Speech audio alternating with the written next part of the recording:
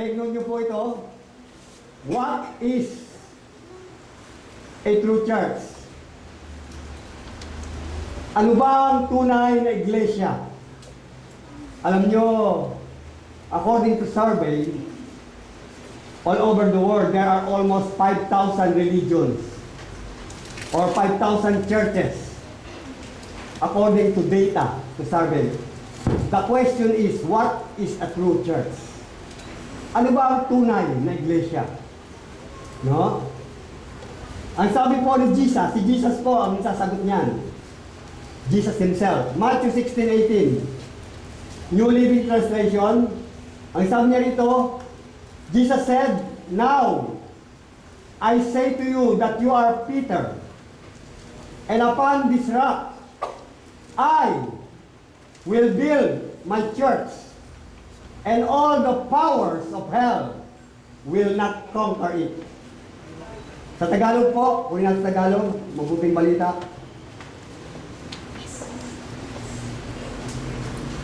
Ang sabi po dyan, Tagalog ng Matthew 16:18.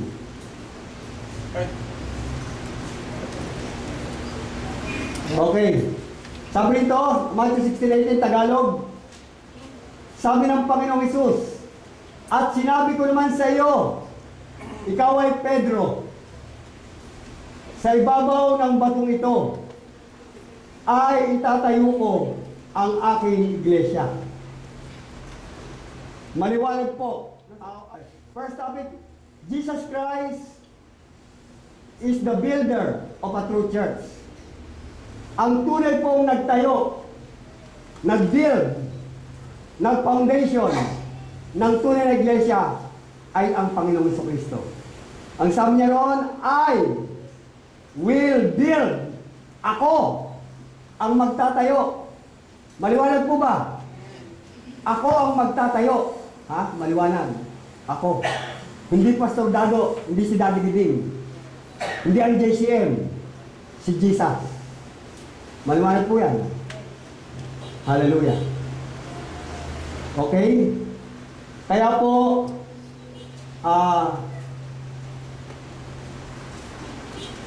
magkaroon tayo ng karunungan buhat sa katotohanan sa salita ng Diyos. No? Kaya nga sabi nga ni Daddy Giling din, ignorance of the Scripture are ignorance of God. Pagka mangmang ka sa salita ng Diyos, mangmang ka sa Diyos. Amen? Amen po ba? Kaya kailangan po, talagang meron tayo napapakinggang katotohanan, nagbabasa tayo ng katotohanan, si Jesus ang katotohanan, si Jesus ang salita, na kailangan natin bilang karunungan, bilang kaalaman, upang huwag tayong madaya. Sapagkat iisa lamang ang ating buhay, iisa lamang ang ating kaluluwa. Amen? Minsan lang tayo mabuhay, huwag tayong padaya. Amen? Hallelujah. Huwag tayo, kaya nga tayo nag-healing crusade. Ano lang yan? One step at a time lang yan. We're praying for a bigger healing crusade. Amen? Kaya we are praying for Radio Ministry. We are serious. Bigyan nyo lang ako ng suporta. Baka alam nyo, dito lang tayo. Okay? Ang sabi po dyan, next. Sabi po dyan, Matthew 24, verse 4, 5, 11. Mateo 24, 4, 5, 11. Sabi pa rin ng Panginoong Hesus, yung pong support ng ating first topic. Sabi nito, the true church, the church of Jesus Christ, was not built by any person, sect, or denominations, any religions, or any church groups. Ang tunay na iglesia na tinayo at tinatag at ginawa ng ating Panginoong Hesus ay hindi tinayo at tinatag at ginawa ng sino mang tao. Tandaan niyo po yan, no any person. No? Kaya yung mga founder na yan, mga sinungaling yan. Totoo po ba yun? Totoo po ba ang salita ng Diyos? Totoo po ba si Jesus? Ang sabi niya, I, Jesus, singular, will build my church. Ako ang magtatayo. Sino ba nagsasabi nagtatayo ng matutulis? Yung mga nasa Roma.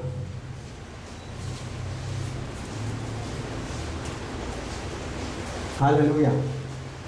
Yung pong sect denomination, mga turo po ng tao yan, tinatag ng tao, mga sekta. Sa Bible, meron ng sekta. Sekta ng Pariseo, sekta ng mga eskriba. Ngayon, maraming denominasyon. JCM is a denomination. JIL is a denomination. Victory Christian Church is a denomination. Christ Commission is Green Hills Word of Hope is a denomination. Yan po ay tinatag ng tao. Pero ang totoong, ano po yan, for formality. Dahil kailangan po natin maging formality for that we are registered in a Security Exchange Commission. But we are not the builder. We are not the founder. Amen? Jesus Christ is the builder and the founder and the organizer of the true church. Maliwanag po ba yun? Maliwanag po yun. Sabi ni Jesus dito, Matthew 24, sumagot si Jesus, mag-ingat kayo. Ibig sabihin ng mag-ingat, dapat, pag kami nakalagay sa pinto, mag-ingat ka sa aso. Di ba nag-iingat ka? Aso lang yun. Hindi si Satanas yun. Beware, mag-ingat ka. Mag-ingat ka sa mga sekta. Mag-ingat ka sa denominasyon. Mag-ingat ka sa mga pinunong mga tao ng tinatag na religiyon. Mag-ingat ka. At ingatan mo ang buong sambayan mo. Iyakan mo na. Dahil papuntang impyerno yung mga yan. Mag-ingat kayo, sabi ni Jesus, na huwag kayong maligaw ni numan. Sapagkat maraming paparito sa aking pangalan at magsasabing ako ang Mesiyas. Ibig sabihin, ako ang Kristo. Sa ibang Tagalog, ako ang tagapagligtas. At marami silang maililigaw. Katulad ngayon, nakakalungkot. Di ba? Yung tinatawag na Semana Santa, yung Holy Week. Sino ba ang sinasamba nila? Jesus ba? O gawa ng tao? O pinundusyan ng tao? O tinayo ng tao?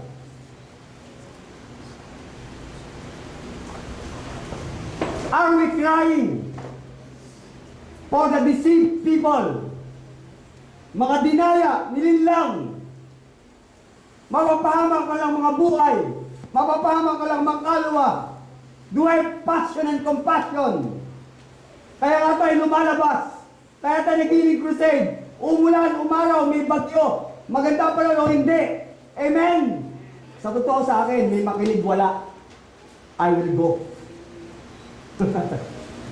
Makinig kayo wala, I will obey God's calling and God's great commission.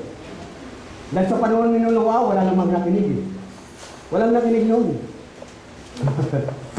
Hallelujah. Purihin ang Diyos. Marami ang magpapanggap na propeta at ililigaw nila ang marami. Ibig sabihin, magkahayag ng mabuting balita. Alam nyo, ito yung purong mabuting balita, pero meron tinatawag na kalahating mabuting balita, half gospel, social gospel, worldly gospel, hindi full, F-O-O-L gospel, full, nanlolokong ebanghelyo. Amen? Amen po ba? Hallelujah. Social, sali lahat. Worldly, makasanlibutan ang ebanghelyo. Hallelujah. Kaya nga sabi, I quoted Galatians chapter 1, verses 6 and 9. Sabi ni Pablo, mag-ingat din kayo. No? Na baka madaya ang sino man sa inyo. No? Kahit ako at sino mang anghel na magdala ng mabuting balita, no, na ibang mabuting balita, pakasumpain siya. Amen? Basahin nyo Galatians 1. No? Kaya po kailangan natin talagang meron tayong references, meron tayong basis, no, ng salita ng Diyos. Okay, next. Kaya sabi ni Jesus, sabi po diyan, ako ang daan, ang katotohanan, at ang buhay. Walang ibang daan, hindi sekta ang daan, hindi anumang reliyon ang daan, hindi namang tao ang daan, hindi namang denominasyon. o simbahan ng daan. No? Ang katotohanan at ang buhay, walang makapupunta sa Ama kundi sa pamamagitan ko. Hallelujah. Walang iba, sapagkat walang ibang niregalo ang Diyos. John 3:16. Doon sa krus ng Kalbaryo na inaalala ngayon, nakakalungkot, inaalala, pero hindi kinikilala at hindi pinamumuhay. Amen po ba? They are remembering, but they have no relationship, and they have no manifestation in their lives. No? Inaalala, pero hindi kinikilala at hindi pinamumuhay. Nakakalungkot. Hallelujah. Sabi rito, the true church of Jesus Christ is in Greek word called ecclesia. E-double-C-L-E-S-I-A. Ecclesia. Sabihin natin, ecclesia. Ecclesia. Ecclesia. Meaning in English, called out ones. No? Mga tinawag at pinili ng Diyos. No? Tinawag sa Bangkulase, tinawag sa Wawa, tinawag sa Malabon, tinawag sa Caloocan, tinawag sa Navotas West, tinawag sa Cavite, tinawag sa iba't ibang dakong lugar, tinawag, hallelujah, tinawag na kabataan, tinawag na tatay, tinawag na nanay, tinawag si Pedro, tinawag si Santiago, tinawag si Simon, tinawag si Lucas, mga tinawag si Sakeo. Amen po ba? Called out. Tinawag ng Diyos. Pinili ng Diyos. Amen. Hallelujah. At sila ang naging mga kalipunan ng mga nanampalta. Ikaw at ako yun. Assembly of believers giving praise and thanksgiving to the living God. Amen. Palakpakan natin ang Panginoon. Hallelujah. Kaya next, sabi po yan,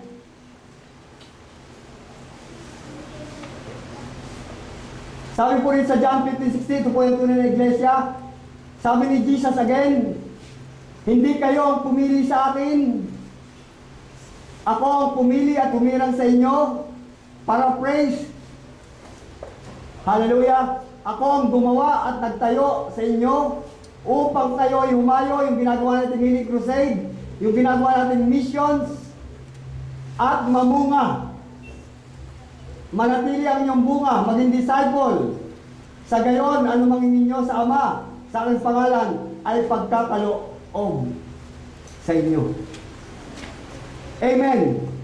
Ang tunay na iglesia, sabi rito, not a building made by man. Hindi po itong building na to. Hindi po itong four walls na to. Hindi po yung matutulis na gawa ng tao.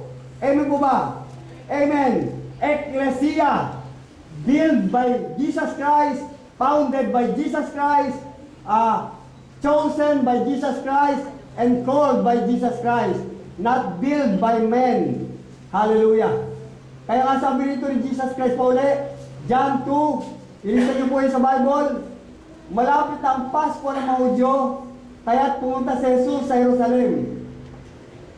Nakita niya sa templo ang mga nagbibili ng mga baka, mga tupa, at mga kalapati, at mga mamalit ng mga salapi. Tingnan niyo yung mga simbahang bato. Ginagawang negosyo. Pagka piyesta, di ba? May kutsinta, may belekoy, may mga itak, may mga ano ba? May mga kalapate. Anong panahon niya? Merong tupa at mga yung nagpapalit ng pera, no? Next. Gumawa siya ng pangagupit, nagalit ang Panginoon. Tandaan niyo po, ang Diyos, Diyos ng pag-ibig. Diyos na papagbiya, pero nagagalit din yan. Amen po ba? Nagagalit ang Diyos sa mga sumusuway sa Kanya. Nagagalit ang Diyos sa mga nabubuhay sa kasalanan. Amen. Gumawa siya ng panghagupit na lubid. Hindi mo, gumawa pa, personal ng Panginoon. At pinagtamo niyang palabas. Pakinggan nga lang. Pinagtamo niyang palabas ang mga lakal. Yung mga naging